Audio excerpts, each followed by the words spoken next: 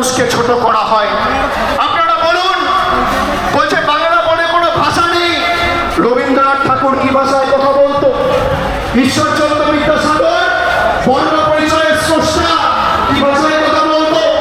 নেতাজি সুভাষচন্দ্র বসু কি ভাষায় কথা বলতো? পতঙ্গিনী হাজরা, ক্ষুদিরাম বসু, জীবনানন্দ দাস, মাইকেল মধুসূদন দত্ত কি ভাষায় কথা বলতো? বিদ্যাসাগর না থাকলে নিজের নাম আর নিজের বাবার নামটাও লিখতে পারতেন না। যারা সই করছেন বাংলার ভারতবর্ষের স্বাধীনতা আন্দোলনের ক্ষেত্রে বাংলার অবদান অনস্বীকার্য। এই বাংলায় পথ দেখিয়েছিল ভারতবর্ষকে। আজকে সব জায়গায় বিজেপি ধমকে চমকে চোখ রাঙিয়ে প্রত্যেকটা রাজনৈতিক দলকে ঘরে ঢোকানোর পরিকল্পনা নিয়েছিল। আমাদের পেরেছে কাজ খোলা। যত ইডি সিবিআই লাগিয়েছে, তৃণমূল কংগ্রেসের কর্মীদের লড়াই করার, আন্দোলন করার মানসিকতা আরো তীব্র থেকে তীব্রতর হয়েছে। এটাই তৃণমূল কংগ্রেস। আমরা বিশুদ্ধ লোহা, যত পোড়াবে যত তাতাবে আমরা তত শক্তিশালী হব। হঠাৎ করে সংশোধন পরিবর্তন করার আইন নিয়ে চলে এলো। আজ থেকে 4 দিন আগে রাতের অন্ধকারে আইন পাস করিয়ে তারা ভেবেছিল যে ভারতবর্ষটাকে নিজের ময়ূরসী পাট্টা করে রাজত্বে আর পৈতৃক সম্পত্তিতে পরিণত করবে। খালি তৃণমূল কংগ্রেসের 28 জন সাংসদ সেদিনকে দিল্লিতে ওয়েলে নেমে প্রতিবাদ করে অমিত শাহকে ভোট রোতে পাঠিয়ে বিল ইন্ট্রোডিউস করিয়েছিল। আপনি সামনের সারিতে বসে বিলটা পর্যন্ত পেশ করতে পারেননি। এটাই তৃণমূল কংগ্রেসের ক্ষমতা। আমি ধন্যবাদ জানাই বাংলার 10 কোটি মামাটি মানুষকে, বাংলার মায়েদের ভাইদের, যে আজকে 29টা আসন আপনারা দিয়েছেন বলে এই বিল তারা পাস করতে পারবে না। আর আজকে যদি 40টা আসন দিতেন, তাহলে যে অমিত শাহ প্রথম রো থেকে 4th রোয়ে গেছিল, সেই অমিত শাহ আস্তে আস্তে আস্তে আস্তে তাড়াহুড়ো করো না ভাই, সেই অমিত শাহ একদম শেষ রোতে বসে মুখ লুকিয়ে থাকতো। এটাই তৃণমূল কংগ্রেস আর বাংলার মানুষের ক্ষমতা। আমি বলেছি আপনারা বিল পাস করতে চান। আচ্ছা আপনারা বলুন, যে কোনো বিল যদি আপনি আনেন, সরকারের জবাবদিহিতা থাকা উচিত, হ্যাঁ কি না? হাত তুলে বলুন, জবাবদিহিতা সরকারের থাকা উচিত, হ্যাঁ কি না? জয় হিন্দ, বন্দে মাতরম। তৃণমূল কংগ্রেস জিন্দাবাদ, তৃণমূল যুব কংগ্রেস জিন্দাবাদ, তৃণমূল ছাত্র পরিষদ জিন্দাবাদ। জোরে বলুন, দুহাত তুলে। দিল্লিতে যেন ভূমিকম্প হয়। জয় বাংলা। আরো জোরে, দুহাত তুলে। জয় বাংলা, জয় বাংলা, জয় বাংলা, জয় বাংলা, জয় বাংলা, জয় বাংলা, জয় বাংলা, জয় বাংলা, জয় বাংলা, জয় বাংলা, জয় বাংলা, জয় বাংলা, জয় বাংলা, জয় বাংলা, জয় বাংলা। অনেক অনেক ধন্যবাদ। নমস্কার। ধন্যবাদ।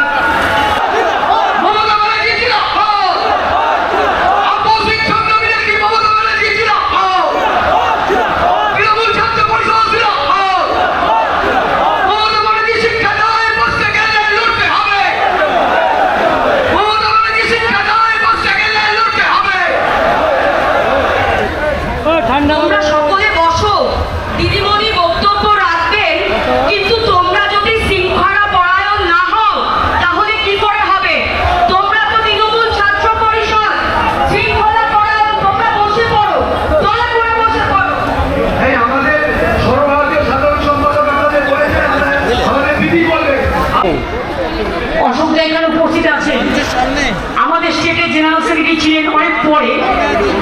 তার আগে অবশ্য কাশীনাথ দ্বারা ছিলেন, তারা মারা গেছেন। অশোক দ্বারা পরে এসছেন জয়ন্ত ভট্টাচার্য। আমার মনে আছে এদের কথা।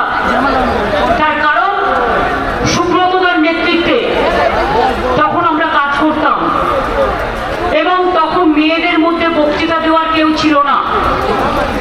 তাই সব জায়গায় তৃণমূল ছাত্র পরিষদ, তখন তো ছিল না, ছাত্র পরিষদ ছিল, তখন তৃণমূল গঠিত হয়নি। তখন আমাকে সব কলেজে বক্তৃতা দেওয়ার জন্য নিয়ে যাওয়া হতো। এমনকি যত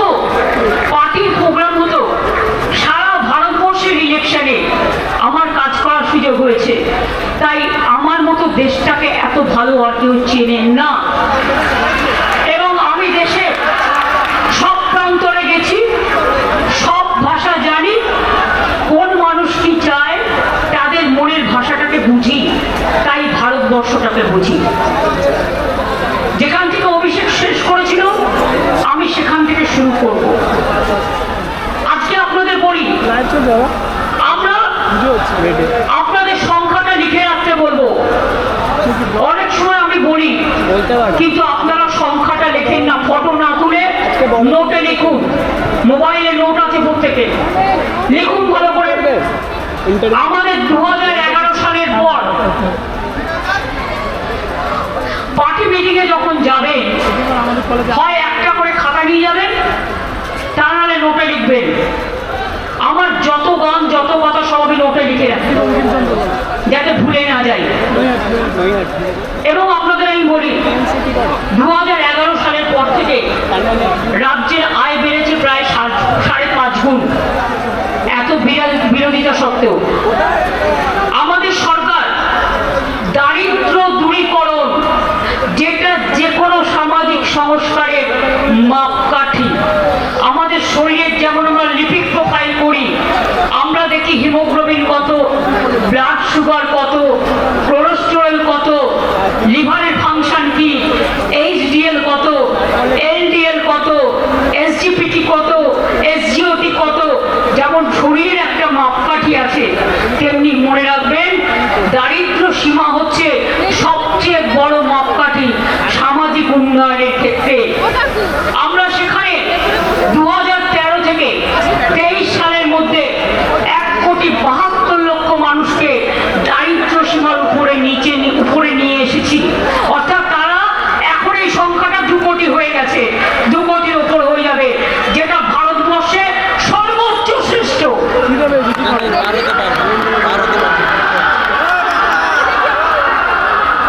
আমি এখনো মনে করি সেই মেধায়, আমি সব মেধাকে সম্মান করি। ছাত্রছাত্রীরা মেধা তৈরি করে, শিক্ষক শিক্ষিকারা মেধা তৈরি করে, কিন্তু সেই মেধাই আসল মেধা। যে মেধা মানুষ গড়ে, সেই মেধাই আসল মেধা। যে মেধা সমাজ তৈরি করে, সেই মেধাই আসল মেধা। যে মানবিকতার জন্ম দেয়, সেই মেধাই আসল মেধা। যে থাকে মাটির ঘরে, এটা মাথায় রাখবেন, সেই মেধাই আসল মেধা। যারা রাস্তা গড়ে, যারা বাড়ি গড়ে, যারা সমাজ গড়ে, যারা ধান ফলায়, যারা শস্য ফলায়, যারা শ্রমিক মজদুর শ্রম দেয়, যারা আমাদের খেতে দেয়, সেই মেধাও কিন্তু বড় মেধা। এরা বাস্তবের মেধা। মেধা অনেক রকমের আছে। পড়াশোনার মেধা তো আছেই, সংস্কৃতিতে যারা গান গায় তারা বড় মেধা, চলচ্চিত্রে যারা কাজ করে তারা বড় মেধা, যারা পড়ায় তারাও বড় মেধা, যে ছাত্রছাত্রীরা পড়াশোনা করে তারাও বড় মেধা। কিন্তু মনে রাখবেন, আমি মনে করি সেই মেধাও মেধা যে গ্রামের ছোট্ট কুটিরে থাকে, যে গ্রামের ধান ফলায়, যে তাঁতের কাপড় তৈরি করে, যে শ্রমিকের মুখে অন্ন তুলে দেয়, সেই মাতা আমাদের দেশমাতৃকা, আমাদের রাজ্যের সকলে। আপনারা জানেন, আমাদের আমলে ছাত্রছাত্রীদের তো গর্ব করা উচিত। তরুণের স্বপ্নে আমরা 5,300 কোটি টাকা খরচ করে 53 লক্ষ স্টুডেন্টকে স্মার্ট কার্ড দিয়েছি। বলবেন না একবার? ক্লাস 11 এখন পেয়ে যাচ্ছে স্মার্ট কার্ড। ক্লাস 11 উঠলেই পাচ্ছে স্মার্ট কার্ড। ক্লাস 9 উঠলেই পাচ্ছে সবুজ সাথী সাইকেল সরকারি স্কুলে বিনা পয়সায়। আমরা এই বছরের সাইকেল দেওয়াও শুরু করেছি। 12.5 লক্ষ ছাত্রছাত্রী এই বছরও সাইকেল পাবে। মনে রাখবেন, শিক্ষার ইনফ্রাস্ট্রাকচার তৈরি করতে আমরা 69,000 কোটি টাকা খরচা করেছি। এই টাকা দিয়ে বিশ্ববিদ্যালয় তৈরি হয়েছে, কলেজ তৈরি হয়েছে, স্কুল তৈরি হয়েছে, আইটিআই তৈরি হয়েছে, পলিটেকনিক তৈরি হয়েছে, মেডিকেল কলেজ তৈরি হয়েছে, অনেক কিছু করেছি। মিড ডে মিল সহ বিনামূল্যে পাঠ্যপুস্তক, বিনামূল্যে ছোটদের জুতো,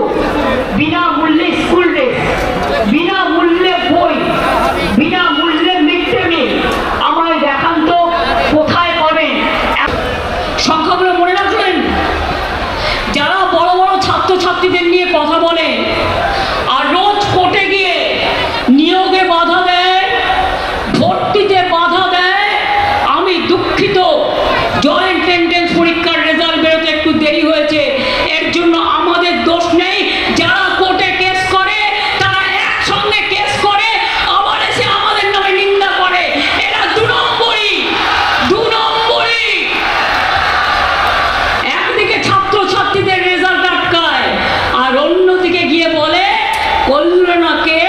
তৃণমূল ছাত্র পরিষদ। জবাব দাও। আমি বলি তোরা আগে জবাব দে, তোরা কেন কোথায় কোথায়? এসো রাজনীতিতে লড়াই করো, পলিটিক্যাল ফিল্ডে লড়াই করো।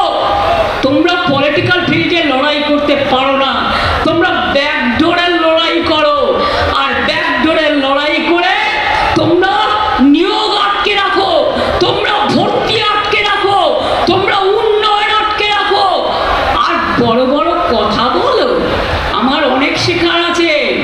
মনে নেই আমি যখন ছাত্র রাজনীতি করতাম, এই স্ট্যাম্পেড হয়ে যাবে আস্তে আস্তে, পেছন দিক থেকে কেউ সামনে থেকে ঠেলবেন না।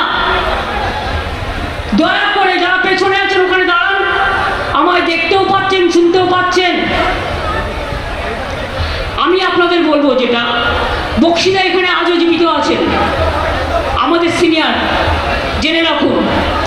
আমাকে বন্দুক নিয়ে তাড়া করেছে কলেজ ইলেকশনের সময়, আশুতোষ কলেজের ইলেকশন হচ্ছে, আমি বক্তৃতা দিতে গিয়েছিলাম। দুটো ছেলেকে আমি দেখলাম গাড়িতে এসে, একটা গাড়ি এসে সিপিএমের গুন্ডারা তাদের দুজনকে তুলে নিয়ে যাচ্ছে। তখন আমার সাথে অশোকা ছিল, আমরা স্লোগান দিচ্ছিলাম, স্লোগান দিতে দিতে আমার জল তেষ্টা পেয়েছিল। আমি জল খেতে এসে দেখি, আরে আমাদের ছাত্র পরিষদের দুটো ছেলেকে তুলে নিয়ে যাচ্ছে কলার ধরে। তখন আমরা মাত্র দুজন ছিলাম, কিন্তু আমাদের সাহস ছিল দেখুন। আমি গিয়ে কলারটা ধরলাম, গাড়ি থেকে নামিয়ে এনে, আর অশোকা দুটো থাপ্পড় মারল, এবং তারপর ছেলে দুটোকে বাঁচিয়ে আমরা নিয়ে এলাম। তারপর কি করলো? আমাকে বন্দুক নিয়ে তাড়া করলো, আমাকে পাইপ গান নিয়ে তাড়া করলো, আমাকে স্টেন গান নিয়ে তাড়া করলো। তখন বক্সিদাদের পাড়ায় আপনারা দেখবেন এখনো শ্রীহরি বলে একটা মিষ্টান্ন ভাণ্ডার আছে, তার পাশে একটা রেস্টুরেন্ট ছিল। সেই পাড়ার ছেলেরা দেখতে পেয়ে চারিদিক দিয়ে আমায় ঘিরে ধরেছে। চুপ করে ওরা আমাকে ভেতরে রেস্টুরেন্টে ঢুকিয়ে দিল, তারপরে ক্লাবসের গেটটা টেনে দিল। ওরা আমাকে খুঁজে পেল না, না তো সেদিনই আমার মেরে ফেলতো। এরা আবার বড় বড় কথা বলে, এদের মুখে সমালোচনা বানায়। আমি আন্দোলন করছিলাম বলে হাজরার মোড়ে আমাকে ডান্ডা মেরে মেরে, আমার মাথায় 46টা সেলাই আছে, আমার ব্রেন অপারেশন করতে হয়েছে, আমার ডানাদের অর্ধেক হাড় নেই। যখন প্রথম মারে আমার গোল গোল করে রক্ত পড়ছে আমি দেখতে পাচ্ছি, দ্বিতীয় বাড়িতে যখন মারে আমি দেখি আমার বাদিক দুদিক ডান দিক রক্তে ভাসছে, তৃতীয়টা যখন মারে আমি জানি না অটোমেটিক্যালি আমার হাতটা উপরে পড়ে গিয়েছিল, মাথায় উঠে গিয়েছিল, হয়তো ঈশ্বর আল্লাহ বাঁচিয়ে দিয়েছে। এবং তখন আমার হাতটা, হাতের মোটা হাতটা আল্লাহ মেরে অর্ধেক চ্যাপ্টা করে দিয়েছিল। কোমরে মেরেছে, গাড়ির নিচে চোখে অ্যাটাক করেছে, গাড়ির নিচে গুলি চালিয়েছে, বিমানরা গাড়িতে চালাচ্ছিল। একটি মেয়ে আমার এখনো মনে আছে, তার বরকে লকআপে পিটিয়ে হত্যা করেছিল। আমি গিয়েছিলাম, আমার রাস্তায় পাথর দিয়ে গুলি দিয়ে অ্যাটাক করা হলো, সম্পূর্ণ গাড়িটা ভেঙে দেওয়া হলো। তারপর কাচের ভাঙা সামনে গাড়ির ওপরে উঠে নৃত্য করতে শুরু করলো, গাড়ির কাঁচ ভেঙে সেই কাঁচ আমার চোখে ঢুকলো। তারপরে তখন স্টিয়ারিং চলছে না, আমি বিমানদাকে বললাম, যিনি এখন স্পিকার, একদম গাড়ি চালাবেন না, আমি দেখতে চাই কত বড় ক্ষমতা, মারুক, দেখি ওরা পারে কিনা আমায় মারতে। আমি দাঁড়িয়েছিলাম, বসেছিলাম গাড়িতে। তারপর ওরা গুলি চালালো। যখন গুলি চালালো, হঠাৎ করে একটা ছেলে চলে এলো, তার নাম আক্তার। সে তার হাতটা তুলে দিল, সে জানতো না কি হয়েছে। যে গুলিটা আমার কপালে লাগার কথা, সেই গুলিটা ওর হাত ফুটো করে বেরিয়ে গেল। জেনে রাখবেন, সারা শরীরে এমন কোনো জায়গা নেই যেখানে আমার চোট নেই। 21শে জুলাই কোমরে মেরে কোমর ভেঙে দিয়েছিল প্রায়। আমাকে রোজ এক্সারসাইজ করে থাকতে হয়, যন্ত্রণা সহ্য করে বেঁচে থাকতে হয়। তাও মনে রাখবেন, জীবনে আমরা হাঁটতে শিখিনি। অভিষেক কারেক্টলি বলেছে, আজকে তৃণমূলকে বাম বিজেপির সাথে শুধু লড়াই করতে হয় না, যত শক্তি আছে সব শক্তির বিরুদ্ধে লড়াই করতে হয়। আমাদের পরিযায়ী শ্রমিকদের উপর অত্যাচার করে, তখন মুখের খোল ফোটে না। পরশুদিনও হাবড়ায় একজন মারা গেছেন, তাকে মহারাষ্ট্রে মারা হয়েছিল। 22 লক্ষ বাংলার পরিযায়ী শ্রমিক যারা কাজ ভালো করে তাদের ডেকে নিয়ে যাওয়া হয়, তাদের স্কিল আছে, তাদের গুণ আছে। অথচ দেখুন আমাদের এখানেও 1.5 কোটি পরিযায়ী শ্রমিক কাজ করে, তাদের আমরা ভাই বোনের মতো ভালোবাসি। কই আমরা তো তাদের উপর অত্যাচার করি না, কারণ এটাই বাংলা। আর যারা অত্যাচার করছে তাদের আমি বলি, ইলেকশন আসলেই দেখবেন এজেন্সির দাপাদাপি বাড়ে। একটা এজেন্সি নয়, আগে কখনো সেন্ট্রাল এজেন্সিরা বিজেপি করতো না, কোনো পলিটিক্যাল পার্টি করতো না। আমি 7 বার এমপি হয়েছি, আমি রেল মিনিস্টার 2 বার হয়েছি, আমি কোল মাইন্স মিনিস্টার ছিলাম, আমি ইউথ ফোর্স মিনিস্টার ছিলাম, আমি উইমেন চাইল্ড মিনিস্টার ছিলাম। ন্যাশনাল উইমেন কমিশন আমার সময় তৈরি হয়েছিল, স্পোর্টস একাডেমি আমার সময় তৈরি হয়েছিল। সেই জন্য এখন ছেলে মেয়েরা ভালো রেজাল্ট করছে, এত দিন ধরে প্ল্যানিং করার ফলে। আমাকে শিখিয়ে লাভ নেই, আমি অনেক প্রধানমন্ত্রী দেখেছি। আমি এবার একটা বইও লিখব, কে কেমন ছিল। নেক্সট বই মেলাতে বেরোবে, আপনারা দেখবেন একটা বই লিপিবদ্ধ আমি দিয়েছি। কিছু কাজ অন্তত তার মধ্যে লিপিবদ্ধ করা আছে আমি কি করেছি। সবটা তো লেখা যায় না, কিছুটা বাকি থাকে, কারণ প্রতিদিনই কাজ বাড়ে। তা সত্ত্বেও বলি, সেদিন সে গান গাইতে গাইতে বলল, ফাঁসির মঞ্চে গিয়ে একবার বিদায় দে মা, ঘুরে আসি, হাসি হাসি পড়বো ফাঁসি, দেখবে ভারতবাসী। কোথায় ছিলে তখন বামরাম শ্যামেরা, গদাই জগাই মাধাইরা? তোমাদের জন্ম কবে, কোন দিন স্বাধীনতা আন্দোলন করেছো? আর তোমাদের যারা পূর্বপরিচয় আছে তারা তো সেদিন ব্রিটিশদের দালালি করেছিল, ব্রিটিশদের দালালি করে মুচলেখা দিয়ে বেরিয়ে এসেছিল। বাংলার মানুষ দেয়নি। একসাথে বিদ্যাসাগর, রাজা রামমোহন, নেতাজি সুভাষচন্দ্র বোস, দেশবন্ধু চিত্তরঞ্জন দাস, রবীন্দ্রনাথ ঠাকুর, নজরুল ইসলাম, বিনয় বাদল দীনেশ, বাঘা যতীন, মাতঙ্গিনী হাজরা, ক্ষুদিরাম প্রফুল্ল চাকি, মাস্টারদা সূর্য সেন, কে ছিল না? কেউ গান লিখেছেন, কেউ কবিতা লিখেছেন, কেউ সাহিত্য রচনা করেছেন, কেউ আন্দোলন করেছেন। 3টে কথা মনে রাখবেন। জয় হিন্দ স্লোগান কে দিয়েছিল? জয় হিন্দ স্লোগান কার? নেতাজি সুভাষচন্দ্র বোস। সেই যে এলগিন রোডের বাড়ি থেকে চলে গেল, আমরা তার জন্মদিন জানি, তার মৃত্যুদিন জানি না। তিনি কোথায় গেলেন এটা আমাদের কাছে দুঃখ, চির দুঃখ হয়ে থাকবে। আর কেরালায় সিপিএমের গভর্নমেন্ট পড়ানো হচ্ছে ব্রিটিশদের ভয়ে নেতাজি নাকি দেশ ছেড়ে পালিয়ে গেছিল। মনে রাখবেন ছাত্রছাত্রীরা, এটা লজ্জার ব্যাপার। বন্দে মাতরম স্লোগান কার? নৈহাটিতে বাড়ি ঋষি বঙ্কিমচন্দ্র চট্টোপাধ্যায়, বাংলার লোক, ন্যাশনাল সং। আর জনগণ মন অধিনায়ক জয় হে কার স্লোগান, কার গান? জাতীয় সঙ্গীত, বিশ্বকবি, বিশ্ববরেণ্য কবি রবীন্দ্রনাথ ঠাকুর।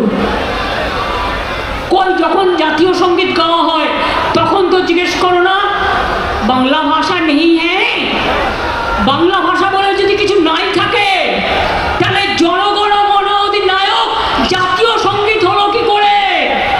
বন্দে মাতরম ন্যাশনাল সং হলো কি করে? জয় হিন্দ স্লোগান দাও কি করে?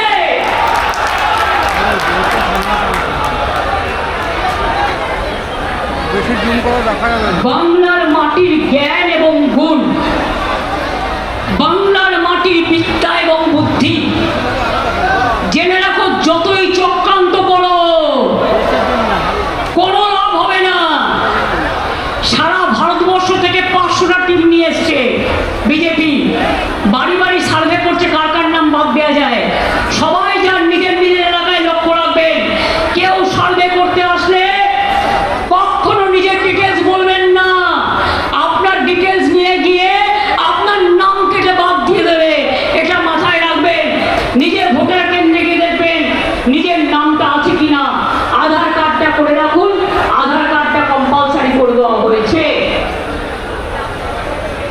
ললিপপ সরকার বিডিওদের ভয় দেখাচ্ছে, এসডিওদের ভয় দেখাচ্ছে, ডিএমদের ভয় দেখাচ্ছে, পুলিশকে ভয় দেখাচ্ছে, বলছে চাকরি খেয়ে নেবো নয় জেলে পুড়ে দেবো।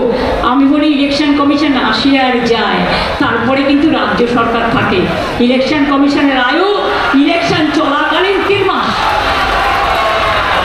গায়ের জোরে এসব হবে না। ভান্ডারা কিন্তু আমাদের কাছেও আছে, যেমন লক্ষ্মীর ভান্ডার আছে তেমনি আপনাদের দুর্নীতির ভান্ডারাও আছে। খুলে দেবো, ফাঁস করে দেবো। পরিবারতন্ত্র করেন না অমিত বাবু। আপনার ছেলে ইন্টারন্যাশনাল ক্রিকেট বোর্ডের প্রেসিডেন্ট, রাজনীতি করলে তো তার কিছুই নেই। এ তো হাজার হাজার লক্ষ লক্ষ কোটি টাকার মামলা। কই, এটা পরিবারতন্ত্র নয়, এটা সমাজতন্ত্র। জিজ্ঞেস করুন ললিপপ সরকারের ললিপপ বাবু, আপনার পরিবারের কতজন, কোন কোন রাজ্যে আইপিএস আছে, আইএস আছে, সব নিজের পরিবারকে চারিদিকে কাজে লাগিয়ে আপনি এখন ললিপপ চালাচ্ছেন আমাদের ওপরে। আমরা ললিপপ বাচ্চাদের দিই, 18 বছরের নতুন ভোটারদের আমরা ললিপপ দিই না, আমরা অধিকার দিই, গণতান্ত্রিক অধিকার দিই। তাই মনে রাখুন, আপনাদের জোর জুলুম বাংলা মানছেন না, মানবেন না। আপনারা যদি এখন আমরা 100 বিনা যুদ্ধে 1 ইঞ্চি জমি তৃণমূল কংগ্রেস ছাড়েনি, ছাড়বে না।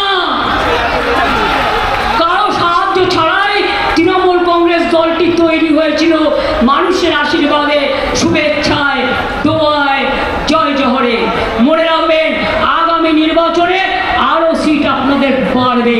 তার কারণ আমরা মানুষের উন্নয়ন করি, আরো করব।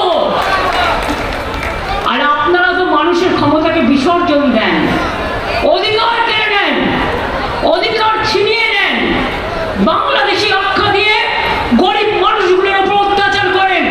আর আমি মনে করি গরিব মানুষরা আমার হৃদয়, আমার সবচেয়ে বড় মেধা, তাদের আমি ভালোবাসি।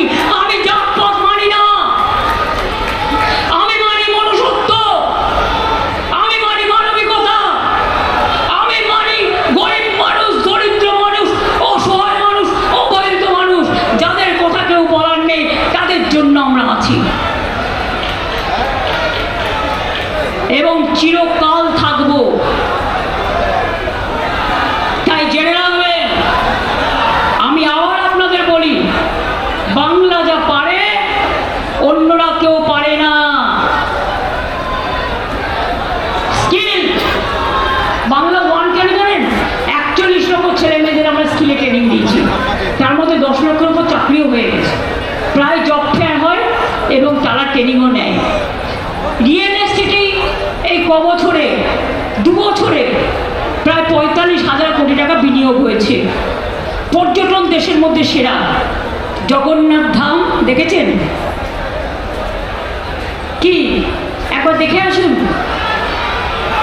নেক্সট কি হচ্ছে বলুন তো? দুর্গাঙ্গন। আর একটা দুর্গাঙ্গন করে দেবো, তাকিয়ে তাকিয়ে দেখবে আর কুমড়োর মতো ফুলবেন। দুর্গাপুজো আমাদের গর্ব।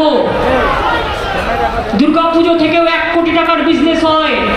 গরিব লোকেরা কেউ ঢাক বাজায়, কেউ প্যান্ডেল তৈরি করে, পাড়ার মেয়েরা 1 মাস ধরে কাজ করে। সামনে আমাদের কালকে গণপুজো, গণপতি পুজো হয়ে গেছে, এরপর সামনে আমাদের নবী দিবস আছে, শান্তিপূর্ণভাবে পালন করবেন। তারপরেই আছে আমাদের বিশ্বকর্মা পুজো, ঘুড়ি ওড়ানোর খেলা, নানা রকম রঙিন মেঘের মেলা। তারপরেই আসছে দুর্গা পুজো। আগাম সমস্ত পুজোর অভিনন্দন জানিয়ে যাই। সকলে ভালোভাবে সুন্দরভাবে প্রতিপালন করবেন। আর মনে রাখবেন, নিজের মাকে নিয়ে গর্ব করবেন, আম্মাকে নিয়ে গর্ব করবেন, মাদারকে নিয়ে গর্ব করবেন। সব ভাষাকে আমরা ভালোবাসি, কিন্তু মনে রাখবেন, মোদের গরব মোদের আশা, আমরি বাংলা ভাষা। এটা মাথায় রাখতে হবে, এটা মাথায় রাখতে হবে। বাংলার ঘরে যত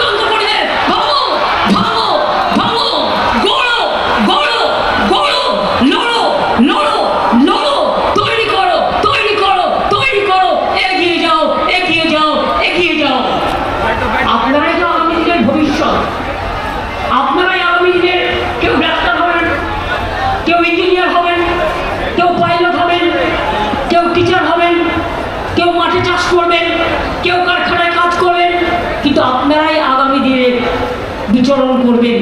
তাই আপনাদের বিচরণ ক্ষেত্রে আমি বারবার যেটা বলি, নিজের অস্তিত্বকে কখনো ভুলতে নেই, মায়ের আঁচলকে কখনো ভুলতে নেই, নিজের ঠিকানাকে কখনো ভুলতে নেই।